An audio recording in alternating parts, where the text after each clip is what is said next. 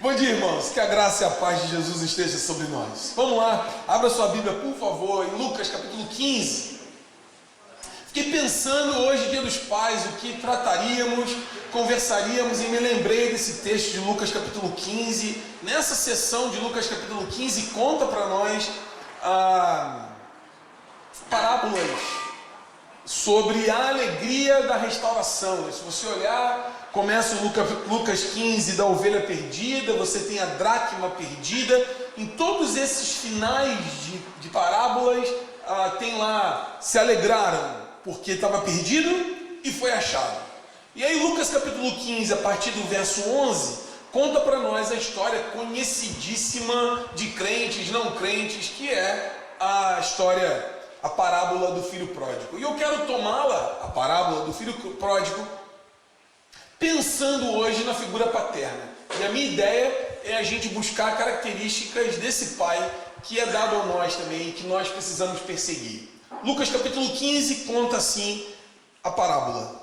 Jesus continuou: certo homem tinha 2 filhos. O mais moço deles disse ao pai: Pai, quero que o Senhor me dê a parte dos bens que me cabem. E o pai repartiu os bens entre eles. Passando não muitos dias, o filho mais moço, juntando tudo que era seu, partiu para uma terra distante. E lá desperdiçou todos os seus bens, vivendo de forma desenfreada. Depois de ter consumido tudo, sobreveio àquele país uma grande fome, e ele começou a passar necessidade. Então foi pedir trabalho a um dos cidadãos daquela terra, e este o mandou para os seus campos, a fim de cuidar dos porcos. Ali ele desejava alimentar-se das alfarrobas que os porcos comiam, mas ninguém lhe dava nada. Então, caindo em si, disse: quantos trabalhadores de meu pai têm pão com fartura, e eu aqui estou morrendo de fome. Vou me arrumar, voltar para o meu pai e lhe dizer: Pai, pequei contra Deus e diante do Senhor, já não sou digno de ser chamado seu filho, trate-me como um dos seus trabalhadores. E arrumando-se, foi para o seu pai. Vinha ele ainda longe, quando seu pai o avistou, e compadecido dele, correndo, o abraçou e o beijou. E o filho lhe disse: Pai, pequei contra Deus e diante do Senhor, já não sou digno de ser chamado de seu filho. O pai, porém, disse aos seus servos: tragam depressa a melhor roupa e vistam nele, ponham um anel no dedo dele e sandálias nos pés, tragam e matem o bezerro gordo. Vamos comer e festejar, porque este meu filho estava morto e reviveu, estava perdido e foi achado, e começaram a festejar. Ora, o filho mais velho estava no campo. Quando voltava, ao aproximar-se da casa, ouviu a música e as danças. Chamou um dos empregados e perguntou o que era aquilo. E ele informou: seu irmão voltou, e por tê-lo recuperado com saúde, o seu pai mandou matar o bezerro gordo. O filho mais velho se indignou e não queria entrar. Saindo, porém, o pai procurava convencê-lo a entrar. Mas ele respondeu ao seu pai: faz tantos anos que sirvo o Senhor e nunca transgredi um mandamento seu. Mas o Senhor nunca me deu um cabrito sequer para fazer uma festa com os meus amigos. Mas quando veio esse seu filho, que sumiu com os bens do Senhor, gastando tudo com prostitutas, o Senhor mandou matar o bezerro gordo para ele. Então o pai lhe respondeu: meu filho, você está sempre comigo, tudo que eu tenho é seu. Mas era preciso festejar e alegrar-se, porque este seu irmão estava morto e reviveu, estava perdido e foi achado. Como eu disse, eu quero tratar com vocês hoje sobre características da paternidade. E eu fui pesquisar, e eu quero pedir licença a você, que eu quero ler algumas coisas aqui, que anotações que fiz.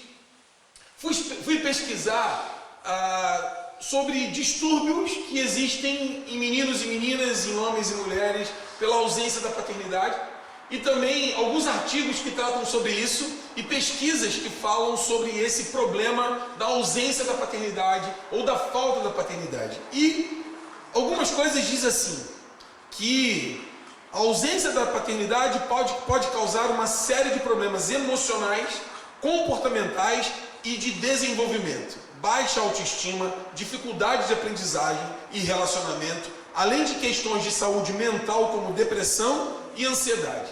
Também tem problemas de identidade sexual. A presença paterna, tanto física quanto afetiva, contribui para a formação de indivíduos saudáveis e equilibrados. Um estudo da Agência Brasil mostra que 11 milhões de mulheres no Brasil criam seus filhos sozinhas. 11 milhões de mulheres no Brasil. Um levantamento da ARPEN, que é a Associação Nacional dos Registradores de Pessoas Naturais, revela que mais de 91 mil crianças foram registradas sem o nome do pai em 2024, evidenciando a alta taxa de abandono paterno no Brasil. 91 mil crianças em 2024 não têm no registro o nome do pai. A Universidade do Maranhão vai dizer que o abandono paterno é a regra no Brasil. Isso é uma pesquisa de 11 de agosto de 2022. 5 anos atrás, 3 anos atrás. A Gazeta do Povo, de 16 de junho de 23, afirma que cresce o número de crianças sem pai e que isso gera pobreza e crime. Que entre 2018 e 2022, a quantidade de nascimentos no Brasil caiu. Mesmo assim, o número de crianças registradas sem o nome do pai passou de 157.500 crianças para 164.600 crianças. Então, mesmo diminuiu o número de crianças que nasceram e aumentou o número de crianças sem o registro do pai. Entre psicólogos, esse é o mesmo artigo da Gazeta do Povo, tá? Entre psicólogos, sociólogos e pedagogos, há poucas dúvidas de que a falta da figura paterna traz prejuízo às crianças. De acordo com diferentes estudos, jovens nessa situação possuem mais chance de viver na pobreza, abandonar a escola e cometer crimes. Então a gente percebe como que a presença paterna é importante. E não é só presença porque ele está na sua casa, porque tem muita gente também que tem um pai dentro de casa e ou é abusador, ou seja de forma, com violência, com palavras duras ou com atitudes equivocadas. E como que isso gera crianças com problemas e adultos também com dificuldades nos relacionamentos, na vida pessoal, enfim. Você vê, percebe e sabe disso, e talvez você seja um fruto dessa ausência paterna, dessa dificuldade que faltou na sua vida ordinária. Isso é estatística. E a gente precisa pensar sobre isso na relação que nós temos, em meu individualmente, que talvez aqui eu esteja tocando num ponto difícil do seu coração, e que isso então pode ser tratado também na medida que busca ajuda e cooperação. E a gente tem aqui as irmãs que são psicólogas, e a gente tem outras coisas que a gente vai ressignificar isso, e a paternidade também de Deus na nossa vida, que a gente ressignifica e cresce. Mas o meu ponto hoje aqui é: e nós, pais? E nós, pais? Com certeza nós não queremos que os nossos filhos e filhas tenham problemas dessa natureza, de desvios ou de distúrbios, e que gerem transtornos neles por falta ou por ausência nossa na vida deles. E que a gente, por ser humano, por óbvio, a gente marca a vida dos nossos filhos de forma das mais variadas, em algumas coisas positivas e outras bem problemáticas, né? Seja impondo pressão sobre os nossos filhos desnecessárias, colocando sobre eles uns pesos e sendo chato, que nós somos chatos muitas vezes, né, com algumas coisas, e a gente, às vezes, no afã de querer acertar, você espana a rosca, né? Quem conhece essa expressão sabe disso, né? Que a gente precisa apertar, mas às vezes a gente aperta tanto que a rosca espana, perdeu a função, e aí você estragou a rosca, o parafuso, o lugar onde você está fazendo os concertos, porque a gente vai além. Às vezes não querer, tem que apertar bastante para não cair, né? E segura bastante. E a gente precisa pensar como podemos ser melhores pais. Principalmente todo esse contexto que eu estou trazendo para vocês aqui de problemas de disfunção paterna que a gente percebe na vida das pessoas, na nossa própria vida, nos nossos próprios dilemas, nos nossos próprios problemas, da presença ou da ausência, da presença muito autoritária, paterna, daquele que chicote na mão o tempo todo, ou daquele que é frouxo demais e que nunca teve presença. E aí eu me lembrei da parábola do filho pródigo, e eu quis olhar a parábola do filho pródigo a partir das características desse pai. E que quero destacar aqui 3 características dele que a gente pode aprender e pode melhorar. E aí a boa notícia talvez é essa, né? A boa notícia é que se nós ainda não temos essas características, você pode desenvolvê-las.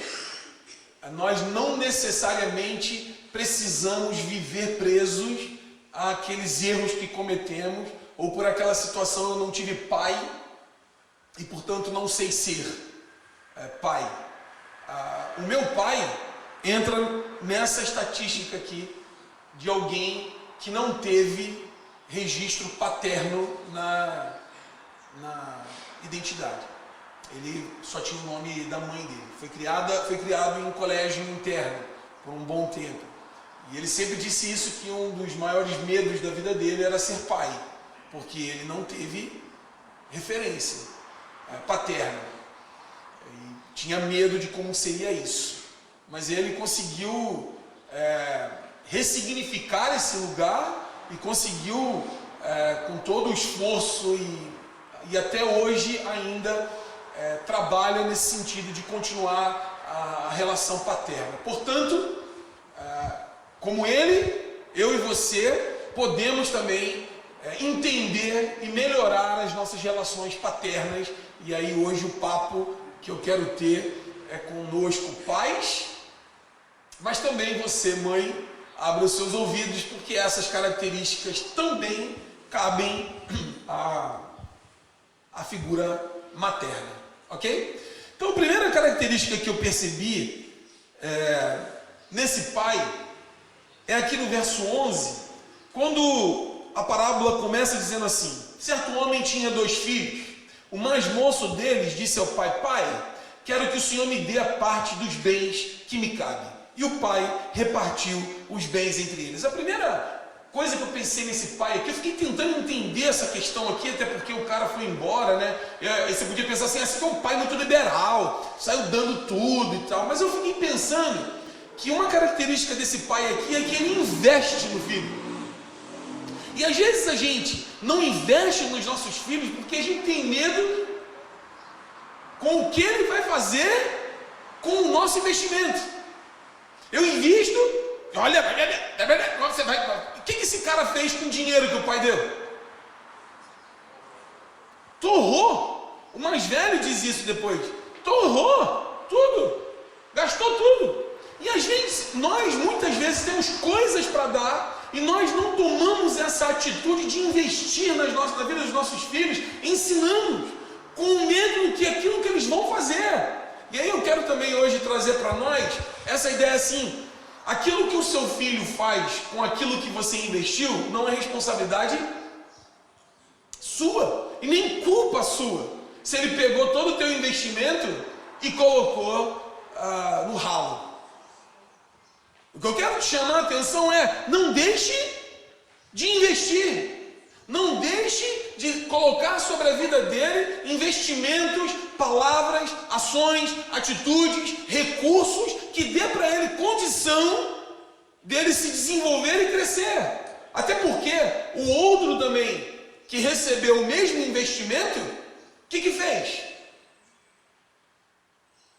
Nada. Ficou dentro de casa, cuidando do pai, obedecendo o pai, mas não produziu com aquilo que recebeu. ficou muito bem, bonitinho e tudo mais. E você fez o quê? O pai poderia ter dito para ele isso, né? Eu também te dei, você fez o quê? Você ficou aqui dentro de casa, cara.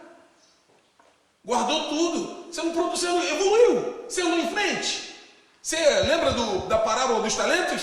Que o Senhor saiu a viajar, um deu 5, a outro deu 2, a outro deu 1. O que tinha 5, trabalhou e gerou mais 5. O que tinha 2, trabalhou e gerou mais 2. O que tinha 1, enterrou. Que ele disse assim, olha, o Senhor é tão poderoso que o Senhor colhe onde não plantou. E quando o Senhor volta, ele diz assim para o cara, olha, você podia ter pelo menos colocado esse dinheiro no banco, investido em tesouro direto, CDB, alguma coisa que ia dar um... Você colocou na terra, não deu nada.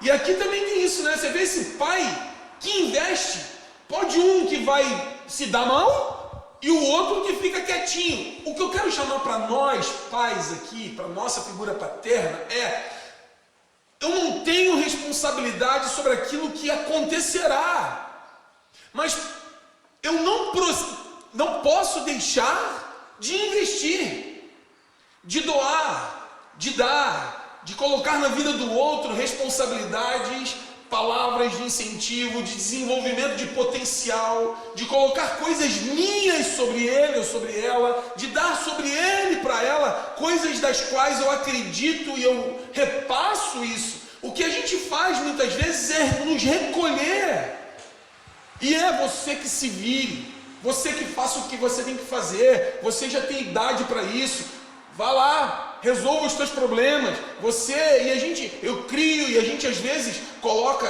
como se fosse, eu crio para que ele possa ser, e aí a gente joga os nossos filhos numa arena que eles não têm condição, sem nenhum tipo de investimento, saem a vida sem saber o que fazer, porque nós nos recolhemos, a dureza de não fazer, ou de não falar, ou de não colocar, e eu quero te incentivar, coloque, invista, aquilo que seu filho pode e precisa, dê, ofereça com responsabilidade, mas ofereça, dê a ele possibilidade de voar, de andar em frente. Ao contrário, quantas vezes nós tolimos, né?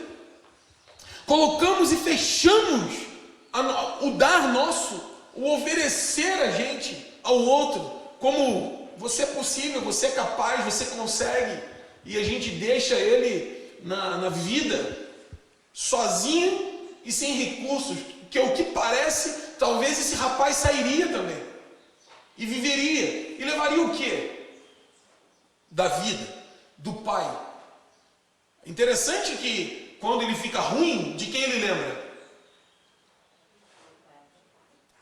Lá na casa do meu pai, os empregados têm melhor sorte do que eu. Vou voltar para lá. Então a primeira característica que eu vejo nesse pai é de alguém que investe. De alguém que se dá, se doa, oferece, coloca de si. E aí a gente sempre, e eu volto a insistir nisso, não é nossa responsabilidade o que ele ou ela fará com os investimentos que eu fiz.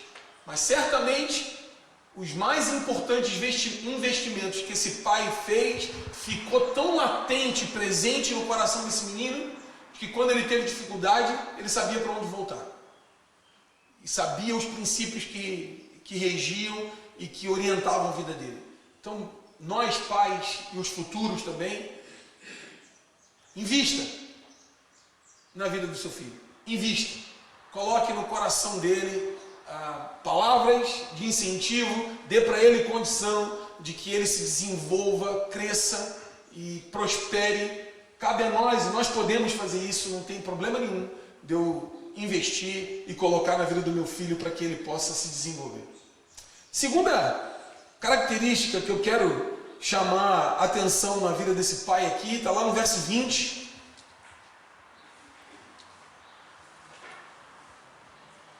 E diz assim,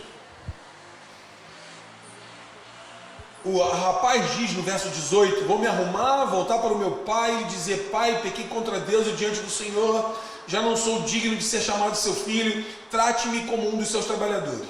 E arrumando-se, foi para o seu pai. Vinha ele de longe quando seu pai o avistou e, compadecido dele, correndo, o abraçou e o beijou.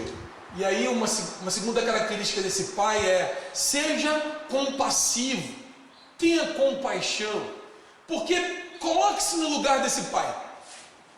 Você pegou metade dos teus bens, deu na mão dos teus filhos, teu filho, ele foi embora, gastou tudo, volta de lá agora fedido, maltrapilho, querendo. O que você faria? Não precisa me responder não, mas o que você faria?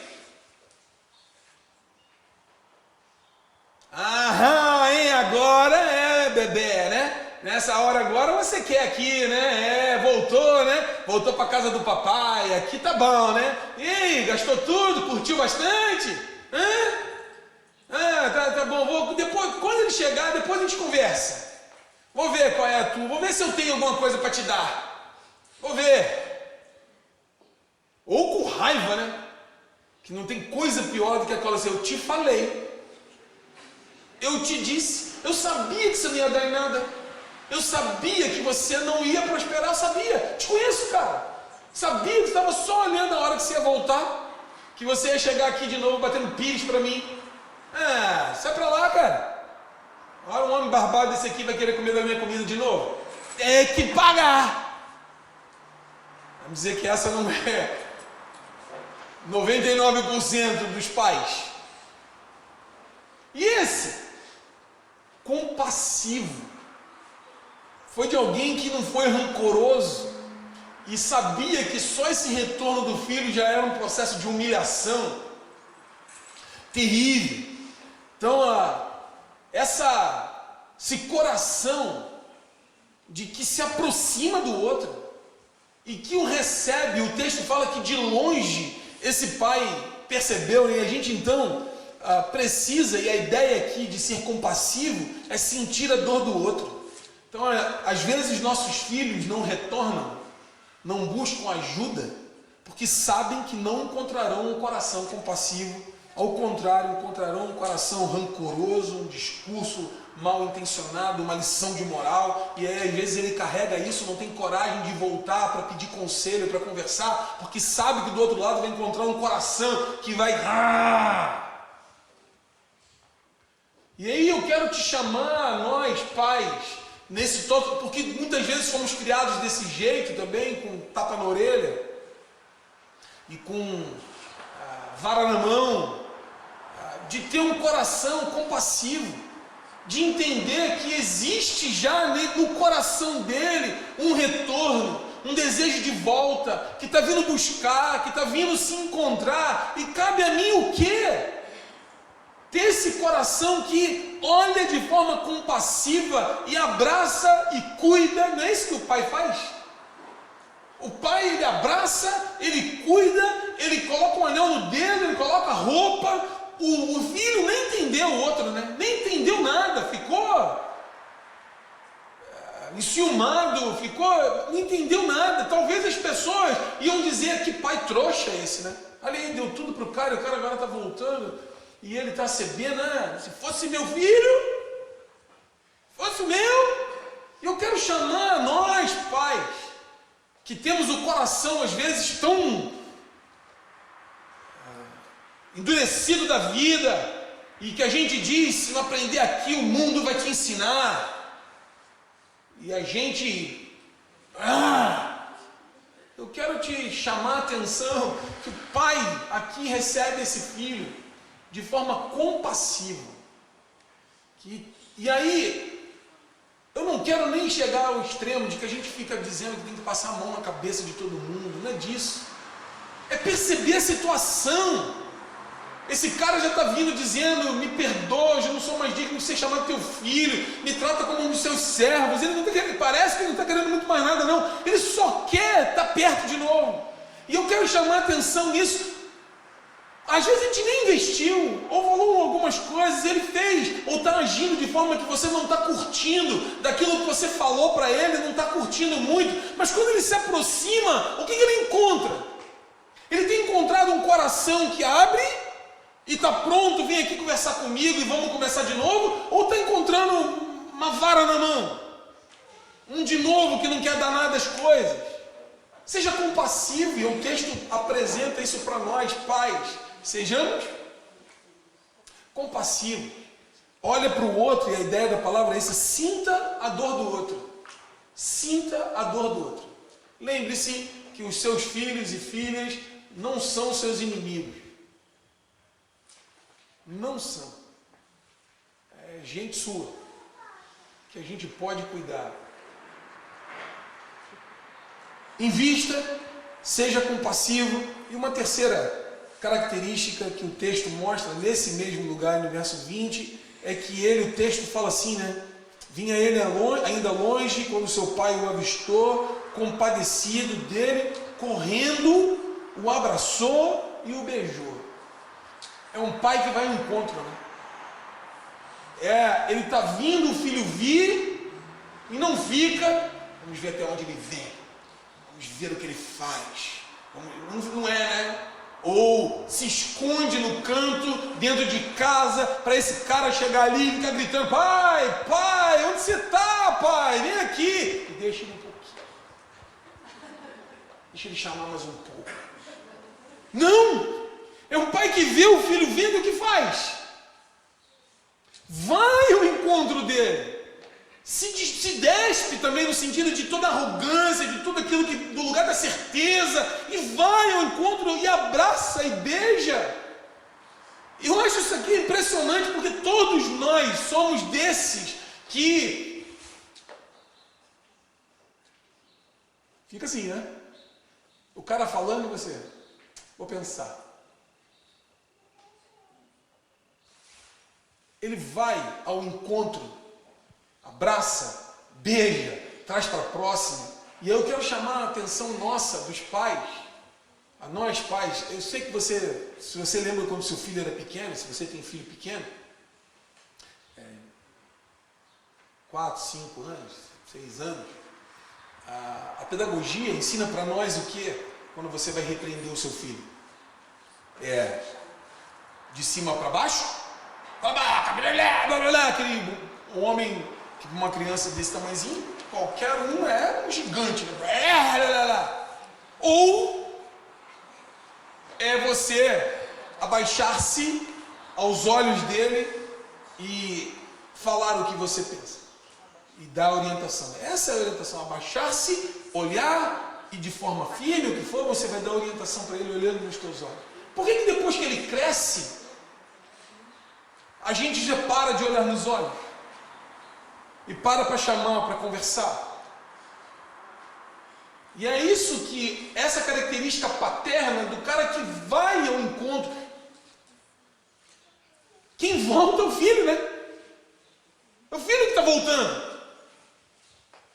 E é o pai que vai lá abraçar e beijar e estar junto. E aí o que eu quero chamar a atenção nossa nessa característica paterna é: dê passos também. Dê passos também. Que às vezes o filho já começou a dar alguns passos e a gente está recuando, né? Você está resistente, não quer. É o pai que vai. E eu quero chamar a nossa atenção, porque às vezes você está com os filhos meio com algumas dificuldades e ele está querendo se aproximar e você já não sabe mais o que fazer. O que fazer é vai. E deixa esse relacionamento fluir, os olhos nos olhos, o abraço, o cuidado fluir, porque se a gente fica só resistindo, a coisa vai só piorando. E isso tem um lado do pai, do filho que vem, mas tem nosso que também se dispõe a ir abraçar, a beijar, a cuidar, a estar próximo. E ele diz isso, que o pai vai ao encontro. Então é um movimento em direção a esse encontro. E aí eu quero chamar a atenção de nossos pais. Observe o movimento dos seus filhos. Observe. Observe se ele está vindo. Observe os pequenos sinais que ele está tendo de se aproximar. Observe como que ele está chegando próximo e se você empurra ou se você abre braço. Observe se essa chegada dele. Me ocorreu aqui, até agora eu me lembrei de um fato. Há muitos anos atrás, Natália era pequenininha. Não sei quando vocês lembram do pastor Cláudio Ebert, falecido, queridão, esposo da Clarice. Ele veio aqui falar uma vez aqui pra gente, para casais, e eu estava aqui agitado, e a Natália veio me abraçar, me pegar. Eu falei, peraí, Natália, peraí. Ele virou para mim e falou assim, não faça isso. Na hora ele me deu uma... Não faça isso, Renato. Eu me lembro como se fosse hoje, aqui, o pé aqui. Não faça isso, Renato. E por quê? Porque pode ser de um dia que ela não queira te abraçar e você vai querer abraçá-la. Não rejeite isso nunca. E aquilo para mim foi Ela nem lembra disso, nem sabe disso. Ela faz terapia até hoje. Faz terapia. Se não faz, precisa, né? Eu queria falar, mas é isso, né? Dessa coisa da gente estar aberto aos movimentos dos nossos filhos. Esse aqui, no caso, ainda era um filho que estava distante e e talvez você tenha essa experiência de filhos que estão todo resistentes e de algum momento hoje, por exemplo, um dia que ele dá um bracinho para você, chama para perto, olha aquilo que ele curte, por quê, querido? Nós somos os mais velhos, lembre disso, né? O pai é você. Lembra disso? Continua sendo você. Você é o pai. Você continua sendo aquele que precisa estar perto. Dessa forma, a gente pode, e esse texto aqui faz uma ligação com o Cristo na nossa vida, com o Deus também, porque nós somos esses, né? Nos afastamos, todo investimento que Deus fez em nós, na nossa própria criação, criados à imagem e semelhança dele, o nosso pecado nos afastou e a gente vive de forma dissoluta, errada, achando que pode. Essa é a figura do filho, né? É o cara que acha que pode, eu agora já sou de maior, eu vou embora, faço isso, faço aquilo, e não sabe nada. Não sabe investir, perdeu o dinheiro todo, já viu? Ele acha, vou embora agora, porque... E o que aconteceu com ele? Perdeu o dinheiro todo. Então é assim, nós na nossa relação com Deus, a gente é assim também, eu sou independente, e o que a gente vai? Comer bolota junto com o porco. Até a hora que a gente diz, olha a minha situação, o que eu estou conquistando. E a hora que a gente diz, eu preciso voltar para onde? Para aquele que me criou, para aquele que me formou, que me deu identidade. E aí, o grande ponto interessante nesse texto é que tem um Deus que veio ao meu encontro, que se fez carne, que habitou entre nós, vimos sua glória como do unigênito do Pai, está de braços abertos, e no meu movimento em direção a Ele, Ele já veio e me abraçou, fez uma aliança comigo, me deu novas vestes, preparou uma festa para andar comigo de forma contínua. Então, de dois lados aqui, a gente tem essas características que nós, pais, precisamos desenvolver, porque está no próprio Criador. E eu e você, que se estamos distantes daquele que é o nosso Criador, vivendo da nossa maneira, é tempo também de movimentos na direção dele, porque ele está atento. E nessa direção que você fizer a ele, ele certamente te abraçará, te acolherá, renovará a aliança contigo e te dará novas perspectivas de vida para a glória de Deus. Amém? Quero convidar então a nós orarmos hoje, a colocarmos o nosso coração, e como eu disse, talvez eu sei que esta palavra de hoje aqui, ela mexe muito com os nossos sentimentos, né? Tanto de lembrança daquilo que não tivemos, mas é a hora talvez de nos lembrarmos desse Pai que nos ama, que te acolheu, que cuida de você, que é amoroso contigo, que nele tem vida, que nele você tem toda a plenitude de vida e que tem outras pessoas que podem significar essa figura paterna no seu coração. Mas a palavra principal hoje aqui é para nós pais. Vamos investir na vida dos nossos filhos, vamos ser compassivos e ir na direção dos poucos sinais que eles nos dão, que a gente possa reconectar. Malaquias termina a profecia dele dizendo que quando o sol da justiça se levantasse, uma das coisas que ele faria era converter o coração dos pais aos filhos e o coração dos filhos aos pais. Então que esse seja um tempo na nossa vida, na sua casa, no seu coração, um tempo de restauração do coração dos pais aos filhos e dos filhos aos pais. Amém? Vamos ficar em pé. Eu gostaria que nós orássemos.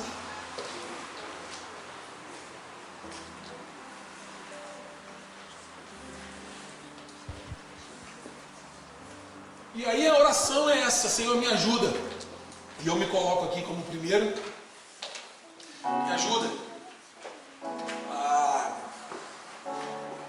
a ser pai, né?